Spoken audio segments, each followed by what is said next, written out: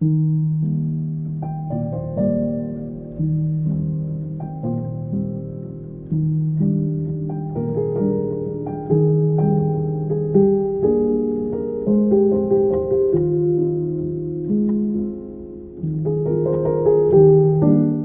muna.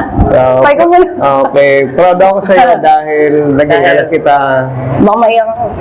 Mabuting anak, mananampalataya na dala ka namin sa Panginoon. Proud ako sa iyo. Ako po, proud ako po kay Papa kasi siya po yung naging Papa namin. Tsaka, napaka-responsable po yung Papa ni Papa sa aming lahat. Kahit pagod na yan, tatrabaho pa yan. Namimiss ko yung mga pagbibigay mo. Pagbibigay pa. Siyempre, namimiss ko na lagi kang makita. Namimiss ko na pag wala ka sa bahay, nasa trabaho. Namimiss ko na nagpapasalamat ako sa Lord, nakakauwi ka ng ligtas. Namimiss ko yung dati, kapag yung maliit pa kami, lagi akong sinasama ni Mata. Kapag may binibili kami motor, ako yung laging kasama. Ako yung magdadrive pa-uwi.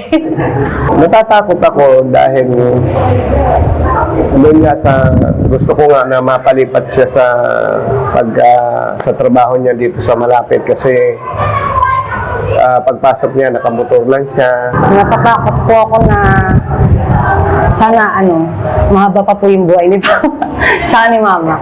Matagal pa namin sila makasama. Kung hindi po ako nagkaroon ng pananampalataya sa Panginoon, hindi ko natutunan yung kanyang mga salita, siguro hindi ganun ang buhay namin. Siguro hindi sila namin napag-aral.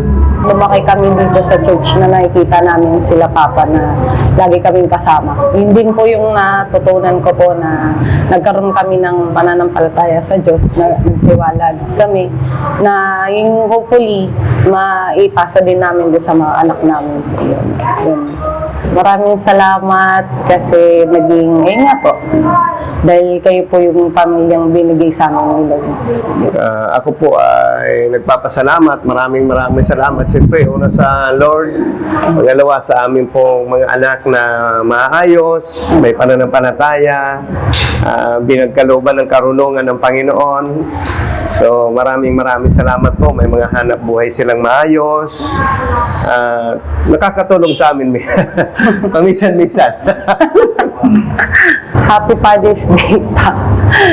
Kasi, yun, thankful, sobrang thankful sa Lord kasi tinuring mo, sobra yung pagmamahal na binigay mo sa amin. Sa sakripisyo lang, sobrang nakita namin sa habang lumalaki kami. Hanggang ngayon, na kahit may mga asawa na pamilya kami, nandun pa rin yung support nila Mama. Hindi nawawala. Salamat sa inyo, sa iyo Joy, sa mga kapatid mo na hindi nyo kami nakakalimutan. Nakikita nyo yung mga ginawa namin para sa inyo, yung aming mga sakripisyo, pagsisikap, pagtitiyaga, at higit sa lahat yung aming mga panalangin ay para sa inyo ay tinutugon ng Panginoon.